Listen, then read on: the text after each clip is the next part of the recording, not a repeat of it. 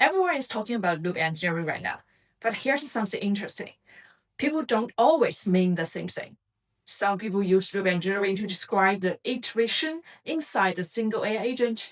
Others use it to describe an automated system that coordinates many agents' runs over time. Neither is wrong. They're just looking at the same idea from different levels of abstraction. In these videos, we will start with prompt engineering, then context engineering, and finally build up to loop engineering from the perspective of a single AI agent. You can think of this as a micro view. In my next videos, we will zoom out and look at system-level loop engineering. It all started with prompt engineering. The idea was simple. Write a better prompt, get a better answer. But we quickly realized the prompt was not enough. The model needed more context. That's why context engineering became the next step. If we say prompt engineering asks, how should I ask the model? Context engineering will ask, what does the model need to know before it starts reasoning? It combines the prompt with retrieved knowledge, RAG, conversation history, project files, long-term memory, and tool outputs to give the model everything it needs before reasoning. But even with perfect context, many real-world tasks still couldn't be solved in a single model call. That's where loop engineering and harness engineering comes in. Loop engineering and harness engineering describe two different concepts in model AI agent systems. Harness engineering provides an environment around the agent, memory, tools, security, and execution infrastructure. Loop engineering focuses on the iterative decision process that drives the agent forward. At a single agent level, the loop usually runs inside the harness. In this video, we will focus only on the loop, and for harness engineering, we will cover it later in this series.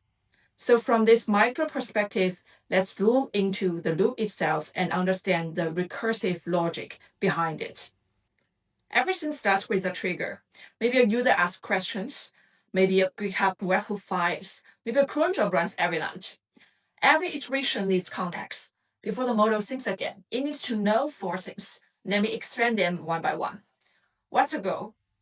The goal should be vague, not write some code, but something you can actually check, like make all the tests pass. Finish the documentation on payment API. For the current state, it means where am I now? For example, which files already changed? Which tests are still failing? For the observations, it means what happened in the previous step. Maybe the compiler returned an error. Maybe the API failed. Maybe the test passed. And sometimes we also want the agent to remember things across iterations. That's where the persistent memory is needed. There's one important difference here. State is the current snapshot of the system. Memory is selected knowledge we choose to preserve across iterations. Sometimes the agent decides what to remember. Sometimes the system does.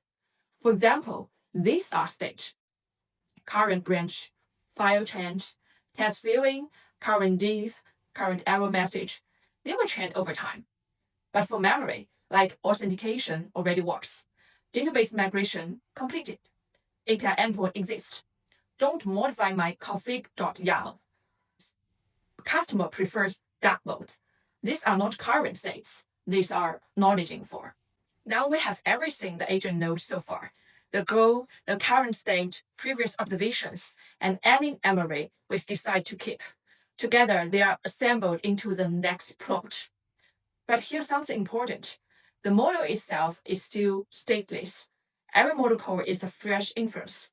The model doesn't magically remember what happened in the previous iteration. The runtime reconstructs the context and feeds the relevant state back into the model. So from the model's perspective, every call is new. But because we keep rebuilding the context, the agent can behave as if it remembers what happened before. The model now decides what's the next best action. Maybe it edits a file. Maybe it runs the tests. Maybe it searches a code base. Maybe it calls the API. Now here's the most important part. The agent doesn't stop after calling a tool.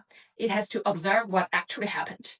Notice I didn't say read the tool output, because observing is much more than that. is updating the agent's understanding of reality. Let me show you what I mean. For example, it calls a tool, like npm test. A few seconds later, the terminal returns 12 test field. Now here's the question. Does the model magically know that 12 test field? Of course not. The runtime has to feed that result back into the next iteration. That's what the observe step represents. It records what actually happened, maybe 12 test field, maybe only 3 field, maybe everything passed. Whatever the real result is, it becomes part of the next iteration. But here's another question. Should the agent remember that in the next iteration? Sometimes yes, sometimes no. That's exactly what update persistent memory is about. Imagine we are fixing a large codebase. The first iteration discovered that the authentication module is already working. Do we really want to rediscover that in every iteration? Probably not. So we store that information in persistent memory. Maybe later the agent also discovers database migration is already complete or the API endpoint already exists. These are useful facts. Instead of rediscovering them every time, we save them. Then in the next iteration, those memories become part of the next loop state. Now the model doesn't have to reason from scratch, so the agent can focus on the next problem. Now the agent has a goal, the latest observations, and everything we have decided to remember. It thinks again, takes another action, observe the result, update the memory, and repeats. But obviously, we don't want the agent to loop forever. Every iteration ends with one final question. Are we done? That's a stop condition. Sometimes the model evaluates it, but whenever possible, the system should check something objective.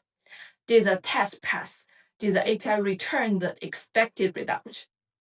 But what if the answer is never yes? That's why production loops usually need two kinds of stop conditions: success conditions and safety limits.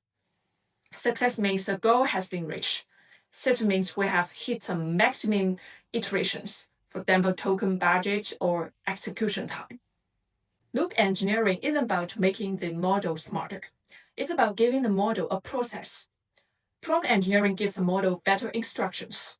Loop engineering gives the agent a way to iterate, observe, adapt, and keep working until the task is done. And as models become more capable and closer in capability, I think the loop around the model becomes a bigger part of the competitive advantage. What does the model know?